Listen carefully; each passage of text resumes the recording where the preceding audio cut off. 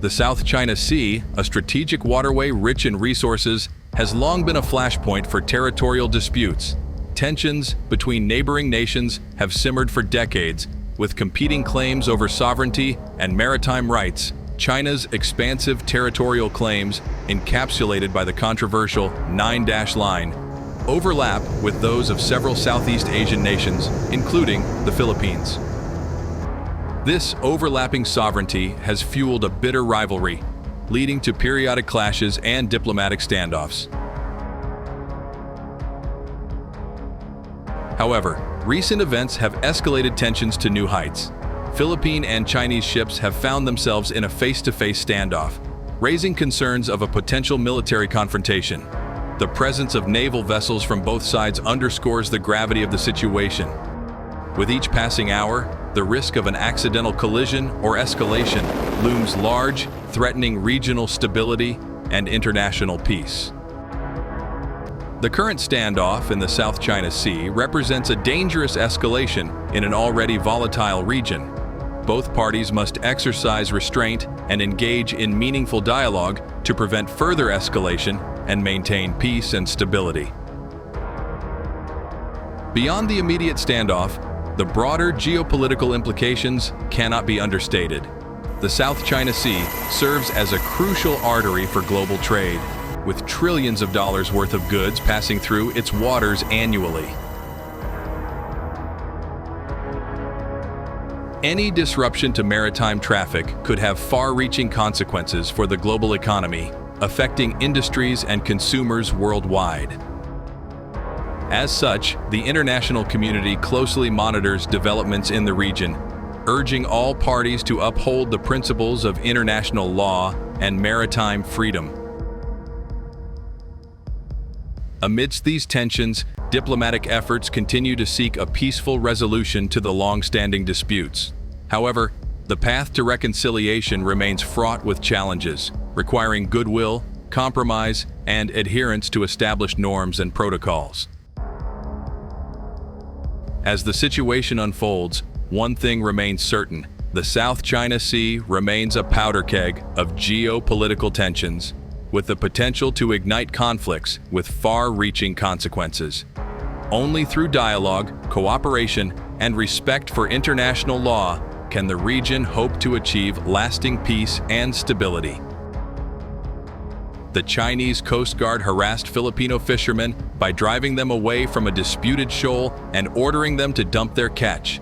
The confrontation happened on a coral outcrop in the disputed Scarborough Shoal, where Filipino fishermen were collecting seashells and fishing for food.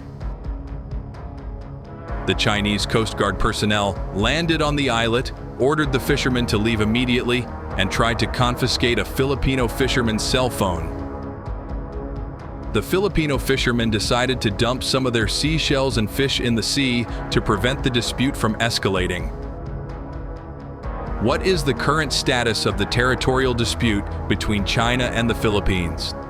The territorial dispute between China and the Philippines in the South China Sea remains unresolved, with tensions escalating in recent months. China has been engaging in aggressive actions, such as harassing Filipino fishermen and blocking Philippine resupply missions to Second Thomas Shoal, which has resulted in injuries and damaged vessels. The Philippines has rejected China's proposals for managing the dispute, which are based on China's claim to indisputable sovereignty over the South China Sea. The U.S.-Philippines Mutual Defense Treaty obliges the United States to come to the defense of the Philippines if its ships and aircraft are attacked in the South China Sea. The head of the Philippine military said Monday he was with his forces aboard a supply boat when it was blasted with a water cannon, surrounded and shoved by Chinese Coast Guard ships over the weekend in the disputed South China Sea. China, meanwhile, accused arch-rival the United States of encouraging the Philippines, its treaty ally, to provoke China for its own purposes, though it provided no direct evidence. The successive days of heated confrontations underscore China's determination to assert its claim to virtually the entire South China Sea, despite the possibility of fomenting a larger conflict affecting shipping and other maritime activities in the crucial waterway. General Romeo Bronner Jr. told the Associated Press in a telephone interview that China was escalating its aggression in the contested waters, but said it would not deter Filipino forces from defending their territorial interests. More than 100 official Chinese and other government-linked ships have swarmed the high seas around the contested Second Thomas Shoal, where a marooned Philippine Navy ship that Bronner visited has stood for decades. He said their presence was much bigger than in previous months.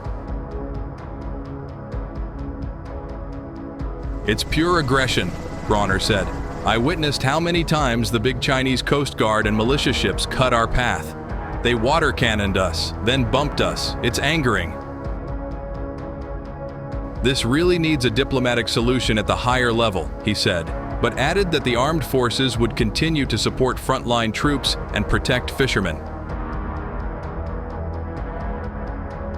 Bronner, the U.S.-educated chief of the 150,000-member Armed Forces of the Philippines, joined Navy personnel in a wooden-hulled supply boat, the Unaiza May 1, which brought Christmas gifts, food, and other supplies to a small contingent of Filipino Marines and Navy personnel stationed aboard the BRP Sierra Madre at Second Thomas Shoal. Although now crumbling with rust and holes, the slightly listing Sierra Madre remains an actively commissioned Philippine Navy ship, meaning any assault on it would be considered an act of war. It has become a fragile symbol of the territorial claims of the Philippines. Bronner said he conveyed President Ferdinand Marcos Jr.'s Christmas greetings to the Filipino forces and shared with them a traditional rice lunch. The United States has repeatedly warned it is obligated to defend the Philippines, its oldest treaty ally in Asia, if Filipino forces, ships, or aircraft come under an armed attack, including in the South China Sea. China has warned the U.S. not to meddle in what it says is a purely Asian dispute. The armed forces of the Philippines focused on strengthening the partnership and relationships between the two nations across a range of military operations, including disaster relief and complex expeditionary operations. This year's PHIBLEX is the 32nd iteration, and it will be conducted in various locations, said MAJ. General Alexander F. Balutan, Naval Inspector General for the AFP. The major exercise events include field training exercises, a command post exercise, and humanitarian civic assistance programs. According to Balutan, this year's PHIBLEX will advance the Philippine-U.S. military-to-military relationship and interoperability through each major exercise event. The Philippine Marine Corps and the United States Marine Corps are absolutely rock-solid partners as we train in security cooperation within the region and specifically within the Republic of the Philippines, said U.S. Marine Brig. General Paul J. Kennedy, the 3rd Marine Expeditionary Brigade Commanding General.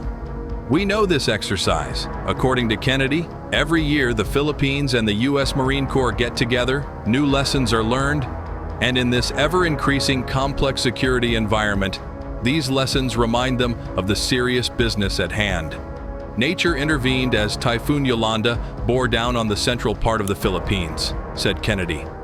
Our response occurred within a matter of hours, and our interoperability happened almost instantly because we had just trained together over the course of.